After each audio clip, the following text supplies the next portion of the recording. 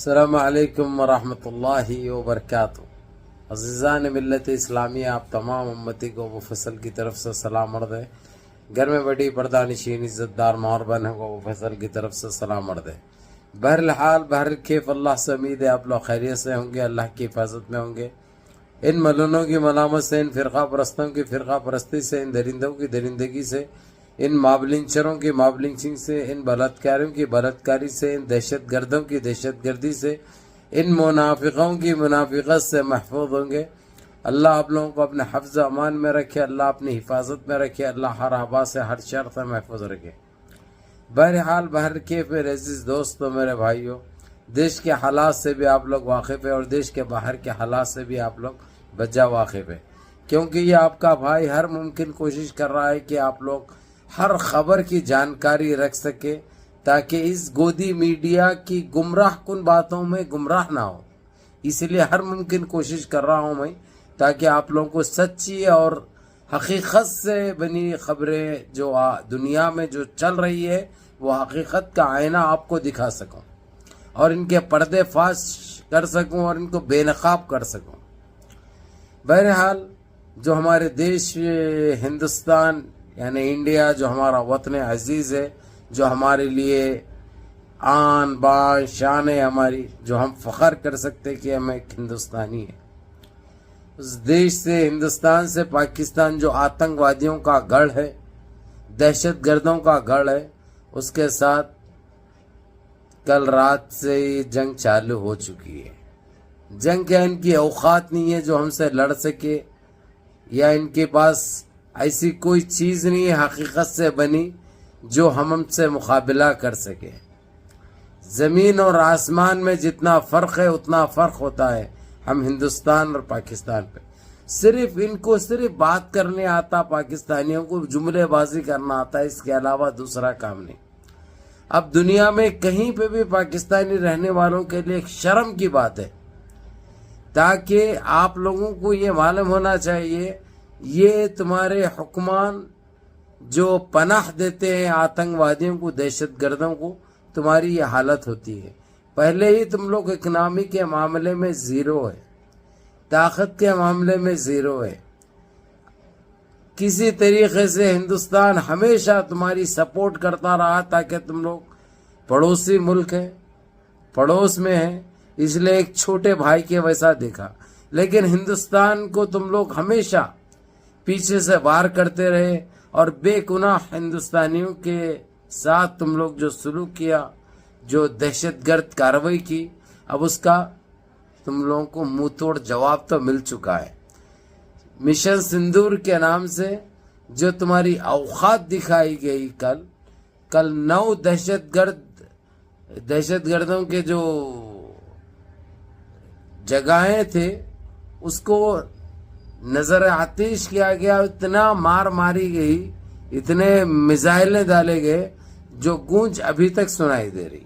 ہو سکتا پھر یہ ویڈیو دیکھنے تک آپ لوگوں کو چالو ہو جائے، پھر گھپا گپ ان کو دیتے رہے۔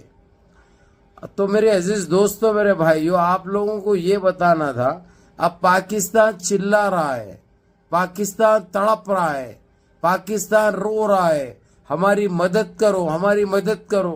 کوئی بھی سامنے آنے کے لیے تیار نہیں ہے۔ اس کی وجہ ہندوستان ایک سپر پاور ملک ہے، ایک طاقتور ملک ہے۔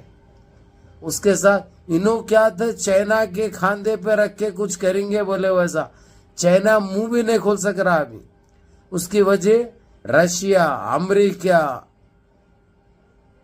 انگلینڈ، آسٹریلیا، سعودیہ، قطر، یہ سارے ممالک ہندوستان کے ساتھ ٹھہرے ہوئے اس وقت۔ رشیا تو بول رہا ہے کہ جو ایسا میں بھی مارتا ہوں پاکستان پہ، تاکہ چائنا ادھر سے بیچ میں آئے، پھر چائنا کو کھودنے لگا صحیح موقع مل جائے۔ لیکن ہندوستان ابھی اس کو آواز نہیں دیا، کیونکہ ہندوستان ہی کافی ہے یہ لوگوں کو۔ ہندوستان جس طریقے سے جو آئینہ دکھا رہا ہے، یہ لوگ اب زندگی میں کبھی نہیں بھولیں گے۔ یہ لوگ 1971 کا دور یاد دلا دیے وہ لوگ، لیکن اس سے بھیانک تھا کل کا دور 2025 کا۔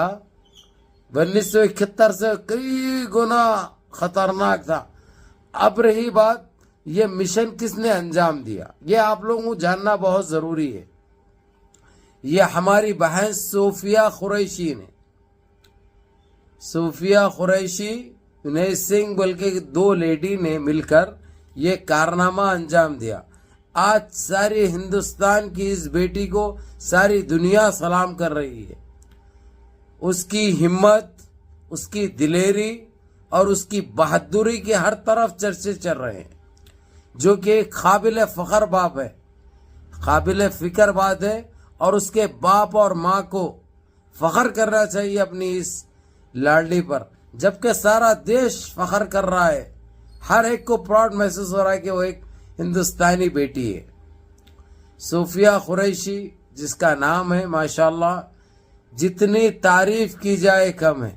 اب پاکستان کے لیے ڈوب مرنے کی بات ہے کہ ایک اور 2 عورتوں سے یہ لوگ نہیں بھیڑ سکے، تو ہمارے مرد آدمیوں کا کیا مقابلہ کریں گے، ہمارے ویر جوانوں کا کیا مقابلہ کریں گے، ہمارے بہادر جوانوں کا کیا مقابلہ کریں گے۔ ان کی کوئی اوقات نہیں ہے، ان کی کوئی حیثیت نہیں ہے۔ یہ صرف افیم پیدا کرنا، افیم مارنا، افیم کھانا، افیم کھینچنا، گانجے کھینچنا اور دہشت گرد حملے کرنا، آتنکی حملے کرنا، پھر اپنے آپ کو ہم نہیں کر رہے، ہمارا اس میں کوئی ہاتھ نہیں ہے۔ ارے تمہاری جنپت کا انڈا، تمہارا ہاتھ نہیں ہے، پاؤں ہے۔ ہاتھ نہیں ہے تو پاؤں ہے تمہارا، دھاڑ ہے تمہارا، سر ہے تمہارا، پھر رکھے گا کہ تمہارے باپ ہے انہوں یا تمہارے جیجا ہے انہوں۔ عمر کو کیوں رکھے وہاں پہ؟ حافظ سعید کو کیوں رکھے وہاں پہ؟ بولتے بھاگ گئے، کہتے وہ لوگ کہاں بھاگے؟ گٹر میں چلے گئے یا تمہاری اماں کی گفا میں چلے گئے؟ ارے سالو، اگر سے اپنی کنٹری کو بچانا ہے تو آتنک کو ختم کرو، آتنکواد کو ختم کرو وہاں سے۔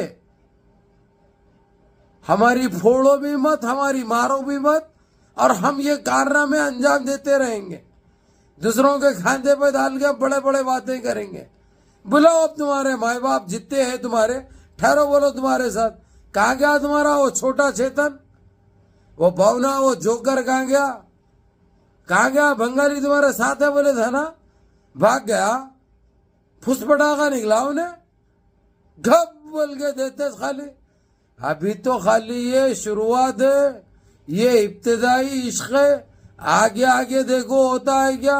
یہ بہت مہنگا پڑے گا تمہارے کو، اگرچہ وقت کے رہتے ہوئے، اگرچہ ہندوستان کا جو مطلوب آتنکی ہے اس کو ہندوستان کے حوالے کر دو، نہیں تو یہ بھگتنے کے لیے تیار ہو جاؤ۔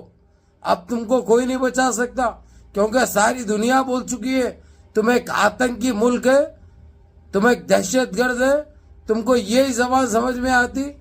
دے بھائی دے، دبا کیا دے، دے بھائی دے، گپ گپ گپ گپ، یہ چلتا رہے گا۔ اب خالی تمہاری جنپت کا انڈا، تمہاری